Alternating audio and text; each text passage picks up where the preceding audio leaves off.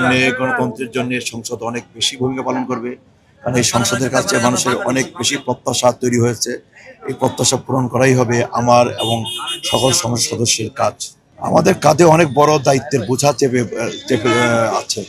মানুষ অনেক অনেক বড় দায়িত্ব আমাদের কাঁধে চাপিয়েছে। এই দায়িত্ব পালন করতে হবে। দায়িত্ব পালন করে মানুষকে মানুষকে সন্তুষ্ট করতে হবে। মানুষের আস্থা ভালোবাসাকে এটাকে সর্বোচ্চ মূল্য দিতে হবে। মানুষের আস্থা ভালোবাসাকে মূল্য না দিয়ে আমরা খুব বেশি দিন ক্ষমতায় টিকে থাকতে পারবো না। সংসদকে কার্যকর করতে হবে। দেশে জনজীবনের নিরাপত্তা প্রতিষ্ঠা করতে হবে এবং মানুষের জন্য একটি নিরাপদ, মানুষের জন্য একটি সমৃদ্ধ সমাজ কায়েম করতে হবে।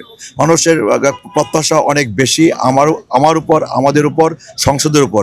কারণ জুলাই আগস্টের রক্তক্ষয়ী অভ্যুত্থানের পরে এই সংসদ একটি অবাধ নিরপেক্ষ নির্বাচনের মধ্য দিয়ে এই সংসদ গঠিত হয়েছে।